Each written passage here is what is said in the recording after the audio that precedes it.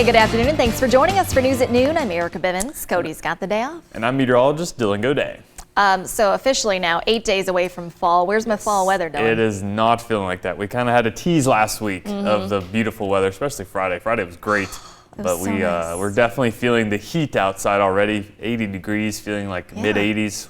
And it's like sticking around? Yes, it is sticking around, not just this week, but it looks like in the next week and maybe even beyond that for a little bit. I'm not happy with you today. We'll get to you later. Yep. Let's get to those top headlines first today at noon. Democratic State Representative Kelly Flood will not run for re-election in 2022. Flood issued an announcement today saying she, quote, came into the General Assembly determined to be an advocate for progressive ideas because they put people first, end quote. Flood was first elected in 2008. She called the past 13 years, quote, a privilege. State police have now joined the search for a 34-year-old woman in Bell County. According to KSP, Candace England of Middlesboro was last seen walking in the woods near Cannon Creek Lake Sunday evening. Emergency management says England's cell phone was pinged later that evening near the site of the former Vendors Mall. According to state police, England was last seen wearing a black tank top with gray and pink fitness pants. She has several tattoos, including one that covers her right arm. And the search continues for a missing 40-year-old woman in Pulaski County. According to Burnside Police, Bonnie Wilson was last seen Thursday at the Burnside BP around noon. Officers say if you have any information about where she could be, you should contact the Burnside Police Department. The Fayette County Board of Education unanimously voted to continue requiring universal masking. The policy was reviewed after Senate Bill 1 was passed during the special session, leaving the decision to mask up to each district. Fayette County is keeping the same mandate the district had in place already. Students and staff will only be able to lower their mask while outside or while eating or drinking. It's encouraged that they keep it on as much as possible, but they have been allowed to lower them at their convenience or as necessary in an outside environment where there's airflow. The mandate also requires all contractors and visitors to wear a mask regardless of vaccination status. To get more shots in arms, the city of Somerset and Healthy Somerset have now teamed up to host a free vaccination clinic today. The Lake Cumberland District Health Department will set up its mobile unit from 2 to 6:30 p.m. This is at the Lake Cumberland Farmers Market on East Mount Vernon Street downtown. They say appointments are not necessary. The one-shot Johnson & Johnson vaccine will be administered. And Clay County hopes to tap out COVID-19 with a creative vaccination effort. The Take One for the Team event is this Friday at Clay County High School. That event starts at 5:30 with an outdoor food truck and vaccines. Then at 7, Ohio Valley Wrestling will hold a wrestling spectacular where star wrestlers will get the shot. Those with proof of vaccination or those who get vaccinated there will also have a chance to win $500. Because I think a lot of the people that are not being vaccinated are not necessarily anti-vax. They just aren't pro, and they need something to kickstart them, whatever it is. Organizers say vaccination efforts need to get to people wherever they are. In Bardstown, union workers are manning picket lines at bottling and warehouse operations of Heaven Hill Distillery.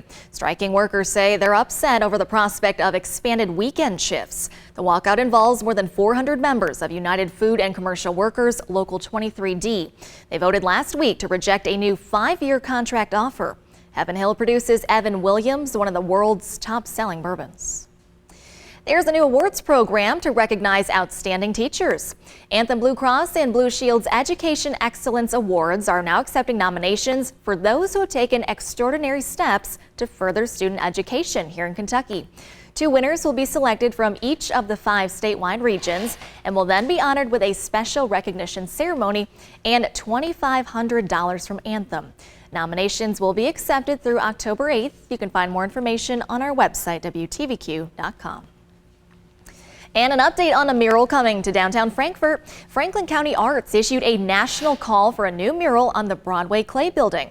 David Carmack Lewis beat out more than 80 artists. You can see the progress he's already made so far. Lewis will spend around 3 weeks now painting. A public unveiling is slated for later this month.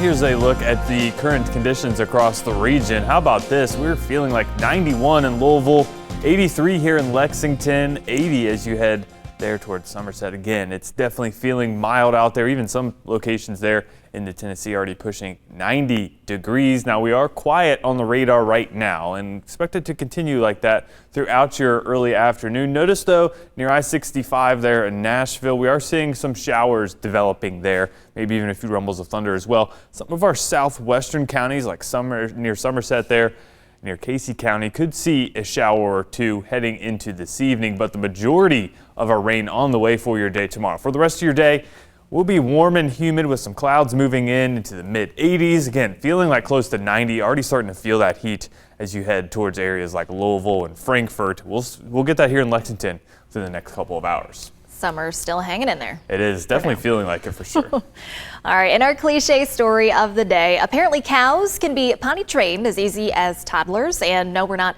steering you wrong here in this next story.